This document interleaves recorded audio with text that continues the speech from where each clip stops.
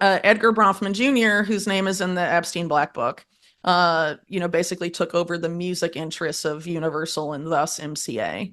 And that's, I haven't finished my series on Diddy Epstein stuff overlap, but basically Diddy gets very in bed with Bronfman Jr. in the early 2000s through Warner, which all gets folded into this Bronfman controlled aspect of the music industry. So it's pretty extensive, I would say. This particular, organized crime angle within the music industry, and a lot of my work shows that they relatively consistently overlap with intelligence. Behind the glossy surface of the music industry lies something far darker than most people can imagine. Beneath the platinum records and the celebrity headlines, there's a network of power where billionaires, mobsters, and intelligence agencies quietly shape who rises, who falls, and who never gets punished. According to investigative journalist Whitney Webb, few cases reveal this hidden structure more clearly than the saga of Sean Diddy Combs. Webb has spent years documenting the intersections of organized crime, corporate empires, and intelligence services, and her research shows that the music industry is far from the safe, glitzy entertainment business it pretends to be. What she uncovers paints a picture of ruthless billionaires with deep mob ties and protection from intelligence agencies like the CIA. In that environment, figures like Diddy are never truly acting alone, and when they fall, they rarely fall hard. So let's get into Whitney Webb's breakdown of how organized crime, intelligence, and billionaire influence run straight through the music industry.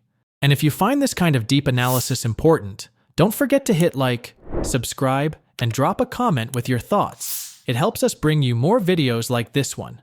Thanks, and enjoy the video. So basically the main companies I talk about in the piece are MCA, which later becomes Universal, and then I guess CBS, which, Clive Davis worked for some time before starting his own record label, Arista, which did that, joint venture with Diddy's recording interests in the 90s. And so basically MCA, Music Corporation of America, has longstanding ties to the Jewish mob in the United States. And so when I talked about, the CIA getting in bed with organized crime interests, that organized crime interest in particular is sometimes referred to as the National Crime Syndicate.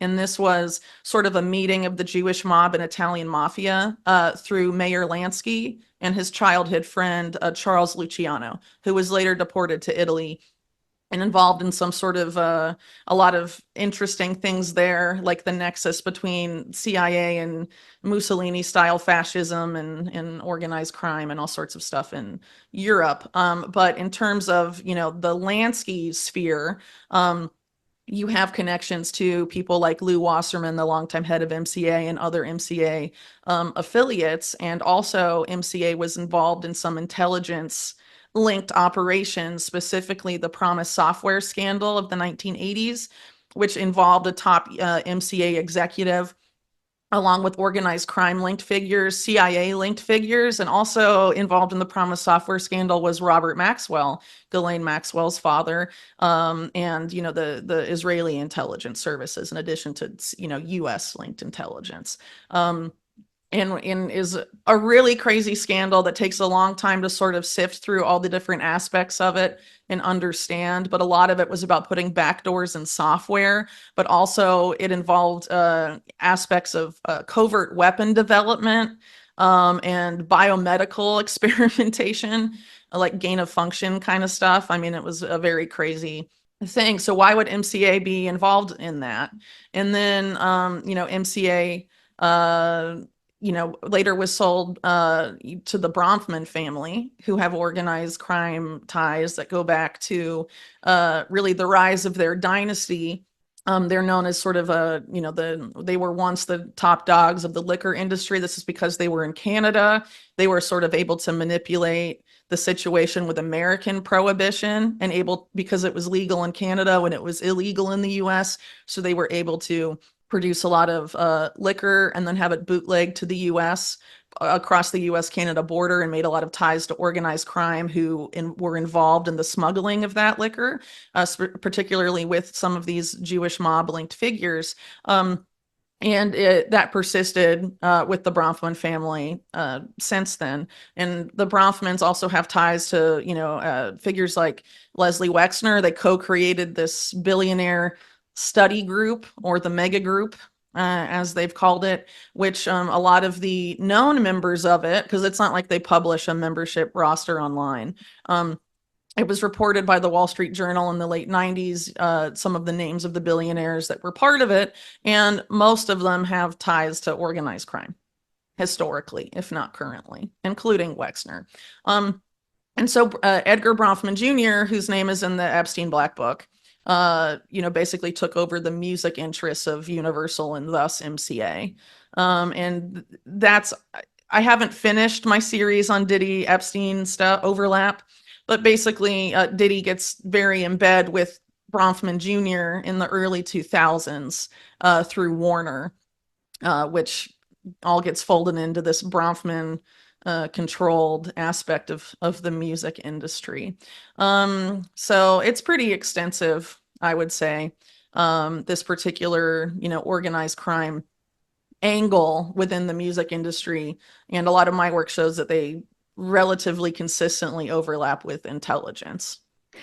You also talked about the gangster rap field in the hip hop music industry and the connection to the prison industrial complex, where it seems as though there was a push for gangster rap in order to feed into the private prison system.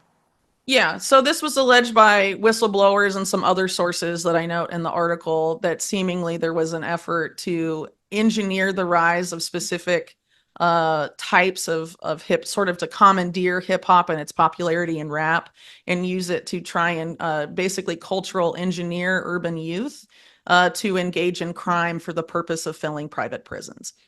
And so people have said in and out of the industry that this continues to today, and that some of the music industry, there's music industry overlap with the private prison industry.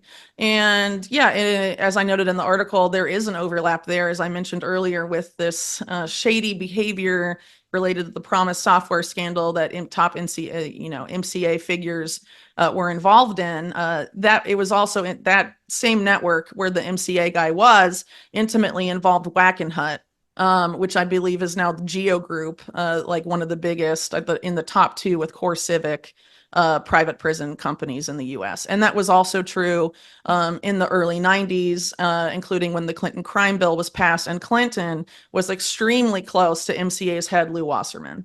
Very, very close.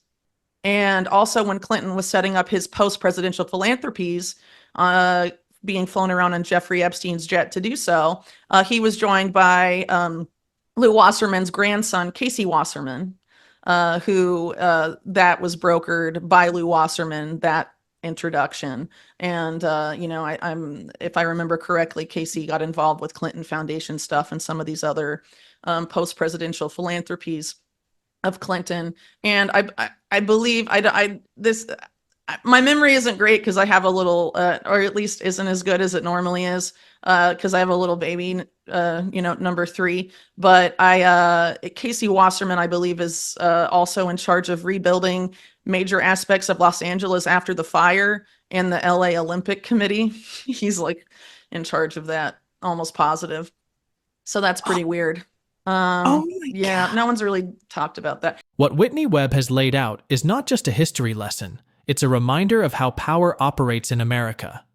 The story of MCA, the Bronfmans, and the quiet overlaps between organized crime and intelligence agencies shows us that the music industry was never just about music. It was about influence, it was about control, and it was about creating a cultural machine that could be used to protect the powerful and exploit the vulnerable. Think about it. How many times have we seen men like Diddy accused of terrible things, only for the consequences to fall short of the crimes? This isn't just about his lawyers being clever, or about his money buying silence. It's about the system he is embedded in. A system where billionaires with mob ties shape the industry from the top down. A system where intelligence agencies quietly overlap with entertainment empires. A system where the line between crime, business, and politics is blurred to the point of invisibility. In a world like that, accountability isn't just rare, it's almost impossible. The allegations about gangster rap being engineered to fuel the prison industrial complex only make the picture darker. If art itself was weaponized to push young people toward crime, feeding an economy of incarceration, then we have to ask, who really benefited? Was this about promoting culture, or was it about creating profit streams for private prisons, corporations, and political power? And if that was the game, what chance does anyone like Diddy, both a player and a pawn, ever have of being held to true account?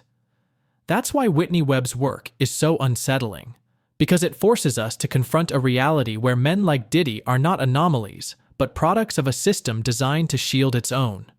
If history is any guide, the most he'll face is a slap on the wrist, because punishing him too harshly risks exposing everyone above him. And maybe that's the point. Keep the spectacle on one man, and the machine behind him keeps running. The real question we're left with is this: how many more times will we watch the same story play out before we demand more than the illusion of justice? Thanks for watching. If this breakdown gave you something to think about, hit the like button, subscribe, and share your thoughts in the comments. What do you think? Is Diddy just another individual getting away with his crimes, or is he simply the face of something much bigger?